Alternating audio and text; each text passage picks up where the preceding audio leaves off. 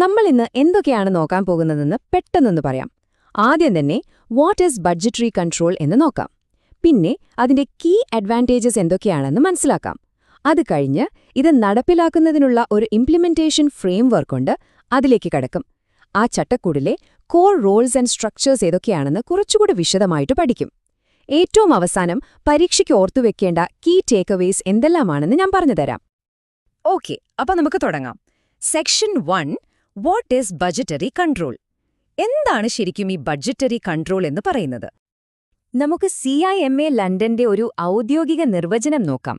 Budgetary control is the establishment of budgets relating the responsibilities of executives to the requirements of a policy and the continuous comparison of actual with budgeted results. ഇത് കേട്ടിട്ടെന്തോ വലിയ സംഭവമാണെന്ന് തോന്നുന്നുണ്ടാവും, അല്ലേ? പക്ഷെ സിമ്പിളാണ്. ഇതിൽ മൂന്ന് കാര്യങ്ങളേ ഉള്ളൂ. 1, ബഡ്ജറ്റുകൾ തയ്യാറാക്കുക. 2, ഓരോ എക്സിക്യൂട്ടീവിനും എന്തൊക്കെയാണ് ഉത്തരവാദിത്തങ്ങളെന്ന് അതുമായി ബന്ധിപ്പിക്കുക. മൂന്നാമത്തേതും ഏറ്റവും പ്രധാനപ്പെട്ടതും, യഥാർത്ഥത്തിൽ എന്ത് സംഭവിച്ചു എന്നത് നമ്മൾ പ്ലാൻ ചെയ്ത ബഡ്ജറ്റുമായി എപ്പോഴും താരതമ്യം ചെയ്തുകൊണ്ടിരിക്കുക. ചുരുക്കി പറഞ്ഞാൽ നിങ്ങളുടെ ബിസിനസ് ഫിനാൻസിന് ഒരു ഗൂഗിൾ മാപ്പ് സെറ്റ് ചെയ്യുന്നത് പോലെയാണിത്. എവിടെ എത്തണമെന്ന് തീരുമാനിക്കുന്നു, പോകുന്ന വഴി ശരിയാണോ എന്ന് നോക്കുന്നു, തെറ്റിയാൽ തന്നെ റൂട്ട് മാറ്റുന്നു. അപ്പോ ഈ സിസ്റ്റം എങ്ങനെയാണ് വർക്ക് ചെയ്യുന്നത്? വളരെ ലളിതമായ 3 സ്റ്റെപ്പുകളിലൂടെയാണ്. ഒന്നാമത്തെ step prepare and approve budgets, അതായത് നമ്മൾ ആദ്യം ഒരു പ്ലാൻ ഉണ്ടാക്കുന്നു. രണ്ടാമത്തെ step compare actual versus budgeted. ഇവിടെ നമ്മളുണ്ടാക്കിയ പ്ലാനും യഥാർത്ഥത്തിൽ നടന്നതും തമ്മിലൊന്ന് ഒത്തുനോക്കുന്നു. മൂന്നാമത്തെ step analyse and take action. എന്തെങ്കിലും വ്യത്യാസമുണ്ടെങ്കിൽ അതെന്തുകൊണ്ടാണെന്ന് പഠിച്ച് വേണ്ട തിരുത്തലുകൾ വരുത്തുന്നു. ഇതൊരു സൈക്കിൾ പോലെ ഇങ്ങനെ തുടർന്നുകൊണ്ടേയിരിക്കും. ശരി, ഇങ്ങനൊരു സിസ്റ്റം ഉണ്ടാക്കി. ഇതുകൊണ്ടൊരു സ്ഥാപനത്തിന് ശരിക്കും എന്തു ഗുണമാണ് ഉള്ളത്? അതാണ് നമ്മൾ അടുത്തതായി നോക്കാൻ പോകുന്നത്. Section 2, key advantages of the system. ഇവിടെ ഈ സ്ലൈഡിൽ കാണുന്നത് പോലെ ബഡ്ജറ്ററി കൺട്രോൾ എന്ന് പറയുന്നത് മാനേജ്മെന്റിന്റെ കയ്യിലുള്ള ഒരു പവർഫുൾ ടൂളാണ്. ഇതൊരു വെറും കണക്ക് പരിപാടിയല്ല. ശരിയായ ആസൂത്രണത്തിലൂടെയും ഏകോപനത്തിലൂടെയും ഒരു സ്ഥാപനത്തെ, പ്രത്യേകിച്ചൊരു ബാങ്കിനെ, അതിന്റെ ലക്ഷ്യങ്ങളിലേക്ക് കൃത്യമായി എത്തിക്കാൻ ഇത് സഹായിക്കും. പരീക്ഷയ്ക്ക് ഈ 6 നേട്ടങ്ങൾ വളരെ വളരെ പ്രധാനപ്പെട്ടതാണ്. അതുകൊണ്ട് ശ്രദ്ധിച്ചു കേൾക്കണം. നമുക്ക് ഓരോന്നായി നോക്കാം. 1, അച്ചീവ്മെന്റ് ഓഫ് ഒബ്ജക്റ്റീവ്സ്. നമ്മൾ വെച്ച ലക്ഷ്യങ്ങൾ കൃത്യമായി നേടാൻ പറ്റും.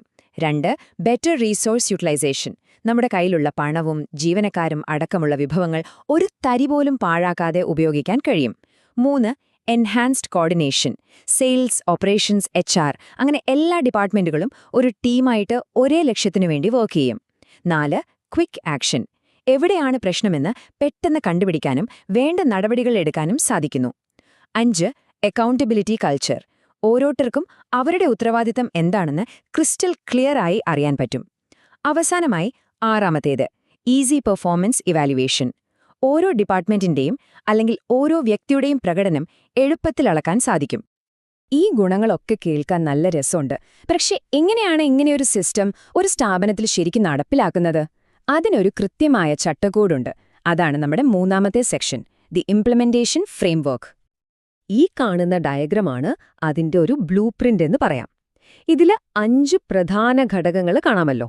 മുകളിൽ നിന്ന് തുടങ്ങിയാൽ organisation chart, budget centre, budget manual, budget committee, പിന്നെ ഇവയെല്ലാം ഏകോപിപ്പിക്കുന്ന ബഡ്ജറ്റ് കൺട്രോളർ നടുവിലായിട്ടും കാണാം. ഈ 5 ഭാഗങ്ങളും ഒരുമിച്ചു ചേരുമ്പോഴാണ് ഈ സിസ്റ്റം ശരിക്ക് വർക്ക് ചെയ്യുന്നത്. അപ്പൊ നമുക്ക് ഇവ ഓരോന്നും എന്താണെന്ന് അടുത്ത സെക്ഷനിൽ കുറച്ചുകൂടി ഡീറ്റെയിൽ ആയിട്ട് നോക്കിയാലോ? സെക്ഷൻ 4ൽ നമ്മൾ ആ ചട്ടക്കൂടിലെ ഓരോ ഭാഗവും വിശദമായി പരിശോധിക്കാൻ പോകുന്നു. Core roles and structures. അപ്പോ ഒന്നാമത്തേത് ഓർഗനൈസേഷൻ ചാർട്ട്. ഒരു ബാങ്കിന്റെ കാര്യം തന്നെ എടുക്കാം. ബ്രാഞ്ച് മാനേജർ ആർക്കാണ് റിപ്പോർട്ട് ചെയ്യേണ്ടത്? ഒരു ലോൺ ഓഫീസറുടെ പ്രധാന ഉത്തരവാദിത്തങ്ങൾ എന്തൊക്കെയാണ്? ഈ കാര്യങ്ങളെല്ലാം വളരെ വ്യക്തമായി കാണിക്കുന്ന ഒരു രേഖയാണിത്. അധികാരം ആർക്കാണ്, ആരോടാണ് റിപ്പോർട്ട് ചെയ്യേണ്ടത് എന്നെല്ലാം ഇതിലൂടെ വ്യക്തമാകുന്നതുകൊണ്ട് ആശയക്കുഴപ്പങ്ങൾ ഒരുപാട് ഒഴിവാക്കാൻ പറ്റും. അടുത്തത് ബഡ്ജറ്റ് സെന്റർ. പേര് കേൾക്കുമ്പോൾ തന്നെ ഒരു ഐഡിയ കിട്ടുന്നുണ്ടാവുമല്ലേ? ഇതൊരു സെന്ററാണ്, ഒരു ചെക്ക് പോയിന്റ് പോലെ. ഒരു ബാങ്കിനെ സംബന്ധിച്ചിടത്തോളം അതിന്റെ ഓരോ ബ്രാഞ്ചും ഒരു ബഡ്ജറ്റ് സെന്ററായിട്ട് നമുക്ക് കണക്കാക്കാം. ആ ബ്രാഞ്ചിന് നിശ്ചയിച്ചൊരു ബഡ്ജറ്റുണ്ടാകും, അവിടുത്തെ യഥാർത്ഥ പ്രകടനവും ഉണ്ടാവും. ഇത് രണ്ടും തമ്മിൽ എപ്പോഴും നിരീക്ഷിച്ചുകൊണ്ടിരിക്കും. ബഡ്ജറ്റിൽ നിന്നുള്ള വ്യത്യാസങ്ങൾ, അതായത് വേരിയൻസസ്, ഇവിടെയാണ് കൃത്യമായി കണ്ടെത്തുന്നത്. ഇനി വരുന്നത് പരീക്ഷയ്ക്ക് സ്ഥിരം കൺഫ്യൂഷൻ ഉണ്ടാക്കുന്ന, അതുകൊണ്ടുതന്നെ എപ്പോഴും ചോദിക്കുന്നൊരു ഭാഗമാണ്: ബഡ്ജറ്റ് കമ്മിറ്റിയും ബഡ്ജറ്റ് കൺട്രോളറും തമ്മിലുള്ള വ്യത്യാസം. പക്ഷേ പേടിക്കണ്ട, സംഭവം സിമ്പിളാണ്. ബഡ്ജറ്റ് കമ്മിറ്റി എന്ന് പറയുന്നത് ഒരു ടീമാണ്, നമ്മുടെ പാർലമെന്റ് പോലെ. വിവിധ ഡിപ്പാർട്ട്മെന്റുകളുടെ തലവന്മാരായിരിക്കും ഇതിലെ അംഗങ്ങൾ. ഇവരുടെ ജോലിയാണ് ബഡ്ജറ്റ് ചർച്ച ചെയ്ത് തീരുമാനിക്കുക എന്നത്. എന്നാൽ ബഡ്ജറ്റ് കൺട്രോളർ എന്ന് പറയുന്നത് ഒരാളാണ്, ആ ടീമിന്റെ ഒരു കോർഡിനേറ്റർ, അല്ലെങ്കിൽ ഒരു അമ്പയറെ പോലെ. ബഡ്ജറ്റ് പ്രക്രിയയുടെ ദൈനംദിന കാര്യങ്ങൾ നോക്കുന്നതും റിപ്പോർട്ടുകൾ തയ്യാറാക്കുന്നതുമൊക്കെ ഈ വ്യക്തിയാണ്. അപ്പോ ഓർക്കുക, കമ്മിറ്റി ഒരു തീരുമാനമെടുക്കുന്ന ഗ്രൂപ്പാണ്, കൺട്രോളർ അത് നടപ്പിലാക്കാൻ സഹായിക്കുന്ന വ്യക്തിയാണ്. ശരി, അപ്പൊ നമ്മൾ ഏകദേശം എല്ലാ കാര്യങ്ങളും കവർ ചെയ്തു. ഇനി പരീക്ഷയ്ക്ക് പോകുമ്പോൾ ഇതൊന്നും മറന്നു പോകാതിരിക്കാൻ ഏറ്റവും പ്രധാനപ്പെട്ട പോയിന്റുകൾ മാത്രം നമുക്കൊന്ന് പെറുക്കിയെടുക്കാം. നമ്മുടെ അവസാനത്തെ section 5 key takeaways for your exam. ഇതാണ് നിങ്ങളുടെ ഫൈനൽ റിവിഷൻ സ്ലൈഡ്. ഈ 3 കാര്യങ്ങൾ മാത്രം മനസ്സിൽ ഉറപ്പിച്ചാൽ മതി. 1. The 3 step process: prepare, compare, act. തയ്യാറാക്കുന്നു, താരതമ്യം ചെയ്യുന്നു, നടപടിയെടുക്കുന്നു. 2. Key advantages. ഏറ്റവും പ്രധാനം എൻഹാൻസ്ഡ് കോർഡിനേഷനും അക്കൗണ്ടബിലിറ്റിയുമാണ്. 3. Framework components: organisation chart, budget centre, budget committee, പിന്നെ ബജറ്റ് കൺട്രോളർ.